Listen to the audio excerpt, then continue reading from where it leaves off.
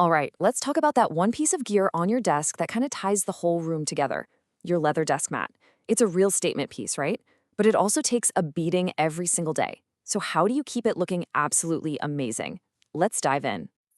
There's a reason so many of us go for a leather desk mat. It just adds this instant touch of class, of elegance. That smooth surface feels incredible, it protects your desk, and let's be honest, it makes your entire setup feel so much more premium. It's a real investment in your workspace. But that's the catch, isn't it?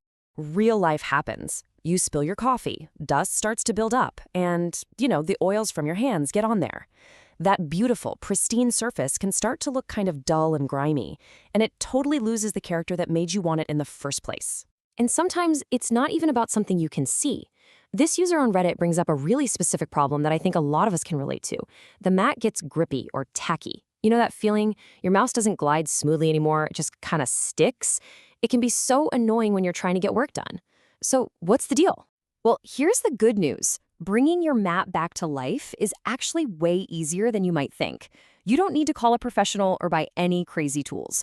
With just a few simple steps, you can get that beautiful surface looking like new again. Let's walk through it. First things first, let's get our toolkit ready. And look, you don't need anything fancy here. Just some soft cloths, a tiny bit of mild soap, and some distilled water. That's a good tip, because it helps prevent mineral spots. And of course, a good leather conditioner. The most important thing here is what's not on this list. No harsh chemicals, no bleach, no ammonia. Gentleness is the name of the game. All right, here's the 4-step process for a really gentle clean. 1, always dust it off first with a dry cloth. You don't want to be rubbing loose dirt into the leather. 2, and this is super important, test your cleaning solution on a little hidden spot first. Just mix a drop of mild soap with that distilled water. 3, gently wipe the mat with a dampened cloth. And I mean dampened, not soaking wet. Use nice circular motions. And finally, step 4, blot it with a dry towel and just let it air dry on its own away from the sun or a heater, which can make it crack. So your mat is clean. That's awesome. But if you really want to restore it and protect it for the long haul, we gotta go beyond just a simple cleaning. These next tips are the pro moves that really make all the difference. After you clean leather, you have to condition it. Seriously, this is a non-negotiable step. The cleaning process strips away some of its natural oils, and a conditioner puts those oils right back in. It's what keeps the leather soft and hydrated and stops it from drying out and cracking down the road. Basically, it's like moisturizer for your desk mat. Doing this just once or twice a year is a total game changer. Okay, now let's get back to that grippy mat problem from before. There's this absolutely brilliant and kind of surprising hack for this from the Reddit community. If your mat feels tacky, all you do is sprinkle on a little bit of baby powder. Just a light dusting, rub it in a bit, and then wipe off all the extra. It just instantly soaks up any excess moisture or oils, and bam, it's perfectly smooth again.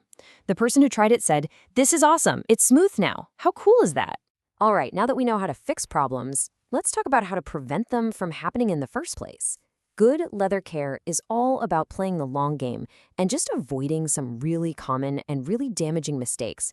Protecting your investment is every bit as important as cleaning it. So here's a quick rundown of the golden rules. The biggest mistakes people make: rubbing spills in instead of blotting them up, using harsh cleaners, or skipping that conditioner step we just talked about. The main idea here is super simple. Be gentle with it, keep it out of direct heat, and it'll last you for years and years. So, why do we do all this? The goal isn't really to keep your mat looking like it just came out of the box forever. Actually, if you do that, you're kind of missing the point.